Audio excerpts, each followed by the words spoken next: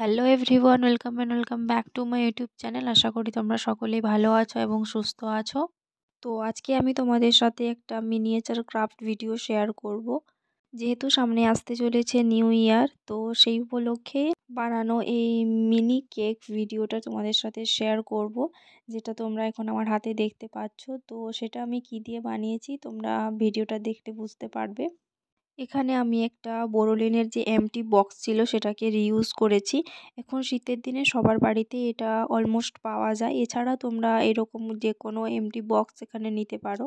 তার সাথে অবশ্যই আমি এখানে ইউজ করেছি ক্লে, যেটাকে আমি ফার্স্টে বেলে নিয়েছি এইভাবে, এবং এই বক্সটার চারপাশে গ্লু অ্যাপ্লাই করে এটাকে ভালোভাবে আমি লাগিয়ে দেব।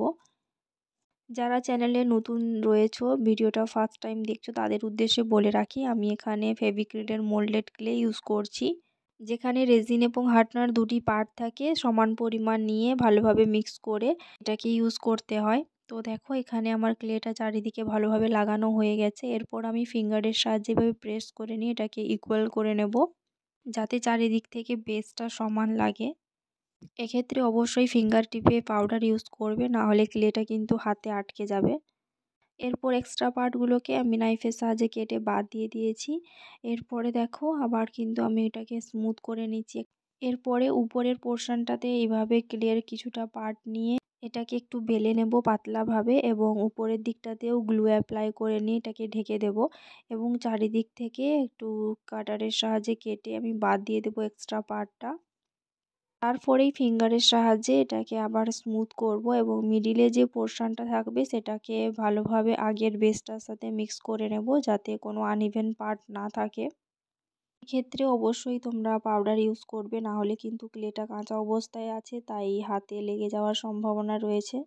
এই যে আমার এখানে চারিদিক থেকে স্মুথ করা হয়ে গেছে, এই যে দেখো। এরপরে এটাকে ডেকোরেশন করার পালা। আমি এখানে কিন্তু কিছু রোজ এবং বিটস দিয়ে এটাকে ডেকোরেশন করব। তো সেই মতো ফার্স্টে রোজটাকে বানিয়ে নেব। তো দেখো আমি কিভাবে রোজটা বানাচ্ছি। তো সবার প্রথমে গোলাপটা বানানোর জন্য তার পাপড়িগুলোকে করে নিতে হবে এইভাবে। ফার্স্টে কিছু সমান পরিমাণের ছোট ছোট লেচি কেটে নেবে। তারপরে সেগুলো এইভাবে ফিঙ্গারের সাহায্যে প্রেস করে নিয়ে খুবই পাতলাভাবে প্রেস করবে এবং এইভাবে বসিয়ে নেবে। তারপরে শেষে আরেকটা কিন্তু এইভাবে নেবে। তারপর এটাকেও প্রেস করে নিয়ে প্রথম যে পাপড়িগুলো বানিয়েছি সেগুলোর মতন করে নেবে। তারপরে দেখো এইভাবে একটু এটাকে রোল করে নেবে। তোমরা চাইলে এখানে পাপড়ির সংখ্যা আরও বেশি বাড়াতে পারো। তো আমি এই 3টে পাপড়ি রেখেছি। এরপরে দেখো এটাকে এভাবে বসিয়ে নিয়ে আস্তে আস্তে রোল করে নেব, তাহলে এটা আমার তৈরি হয়ে যাবে। এরপরে তো এই পাপড়িগুলোকে এভাবে একটু সেট করে নেব ফিঙ্গারের সাহায্যে। এখানেও ফিঙ্গারে আমি একটু পাউডার ইউজ করেছি, এবং এই পাপড়িগুলোতেও একটু একটু পাউডার ইউজ করে দিয়েছি, যাতে এগুলো একটার সাথে আর একটা আটকে না যায়। এরপরে বেসটার উপরে একটু গ্লু অ্যাপ্লাই করে নিয়ে এটাকে আমি বসিয়ে নেব। আর এর নিচে যে এক্সট্রা পার্টটা ছিল সেটা কিন্তু আমি কেটে বাদ দিয়েছি। যতটা পরিমাণ হাইট আমার লাগবে সেই রকম রেখেছি। আর এই যে তোমাদেরকে বলেছিলাম আমি বিটস দেব, তো এরকমভাবে আমি ক্লের ছোট ছোট পার্ট নিয়ে বসিয়ে দিয়েছি। সেমভাবে আরও দুটো আমি রোজ বানিয়ে নিয়ে এইভাবে এখানে বসিয়ে দিয়েছি। তো দেখো এটা হচ্ছে গিয়ে এর ফাইনাল লুক।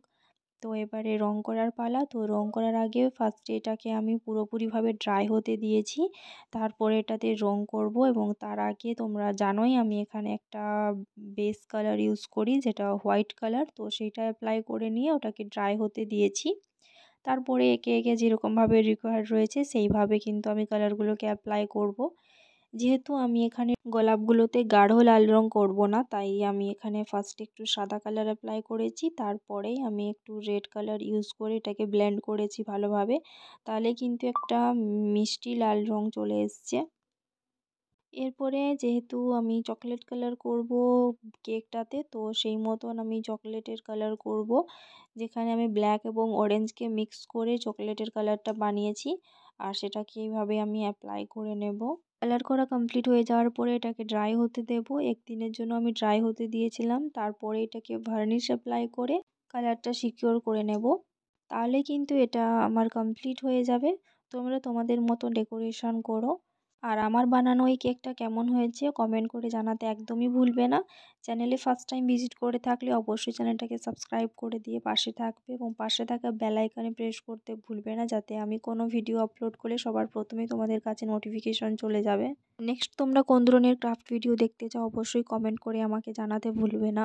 তোমরা কিন্তু এই ধরনের কেক বানিয়ে কারো জন্মদিনে গিফট পারপাসেও দিতে পারো। তো চলো এর ফাইনাল লুকটা একটু দেখে নিই।